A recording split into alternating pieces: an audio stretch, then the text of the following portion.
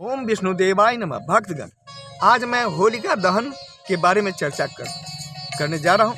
होलिका दहन हम लोग प्रत्येक वर्ष क्यों करते हैं, आइए इससे जुड़ी एक कहानी है, उसको सुनाने जा रहा हूँ। हिरण्यकश्यप नाम का एक दैत्य था। वह असुरों का राजा था। वह बहुत ही शक्तिशाली था। वह वरदान प्राप्ति के लिए ब्रह्मा जी का ध्यान करने लगा। उसकी तपस्या से ब्रह्मा जी प्रसन्न होकर के उसके सामने में प्रकट होकर के कहने लगे, बस वरदान मांगो। इस पर हिरण्यकश्यप अमर होने का वरदान मांगने लगा। इस पर ब्रह्मा जी कहने लगे, जो हिरण्यकश्यप इस संसार में जो आया है, एक दिन उसको इस संसार से जाना ही होगा। यह जो है विधाता का नियम है, इसको मैं नहीं तोड़ सकता हूँ। कोई और दूसरा वरदान मांग लो।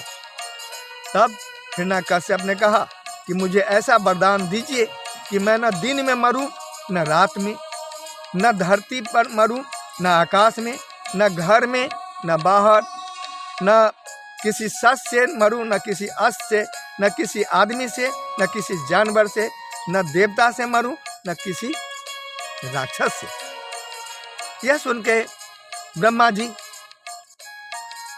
प्रसन्न होकर के वैसा वरदान दे दिए। वरदान मिलने के बाद हिरण्यकश्यप को अहंकार हो गया।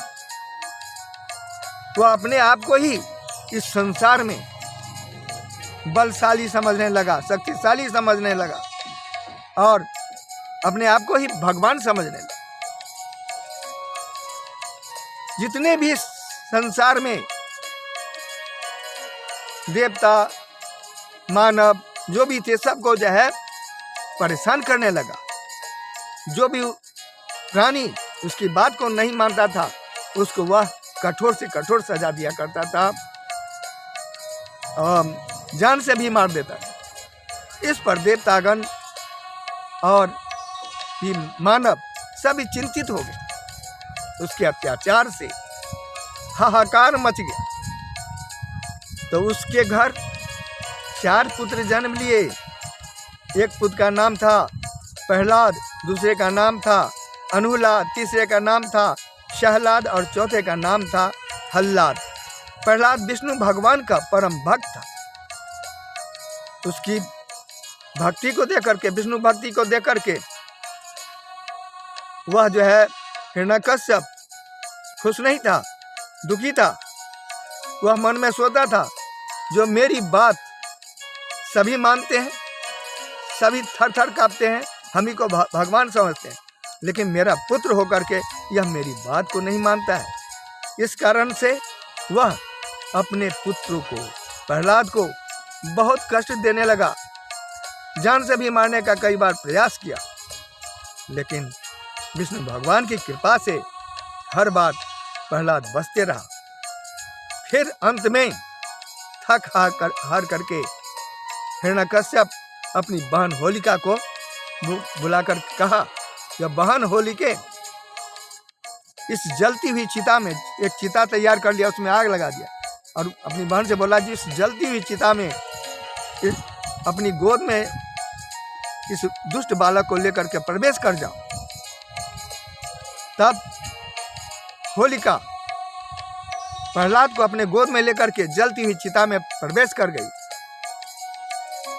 कुछ देर के बाद में होलिका जल करके राख हो गई और प्रहलाद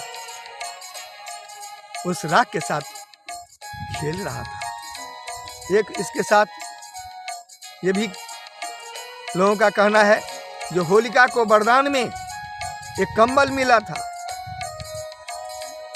तो कंबल जब आग जो है उस चिता में होलिका प्रवेश की, तो वह कंबल उड़ करके प्रहलाद के ऊपर आ गिरा, जिसके कारण से प्रहलाद बच गया, होलिका जल करके राख हो गई। तो भक्तगण, यह जो है बुराई पर सच्चाई की जीत के रूप में होलिका दहन हर वर्ष हम लोग करते हैं।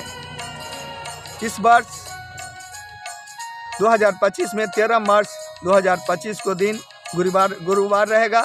इस दिन होलिका दहन होगा और 14 मार्च 2025 को होली का त्योहार मनाया जाएगा। पूर्णिमा तिथि प्रारंभ होगी 13 मार्च 2025 को सुबह 10:30 पर और 14 मार्च दोपहर 12:23 पर पूर्णिमा तिथि की समाप्ति हो जाएगी। भक्तगण,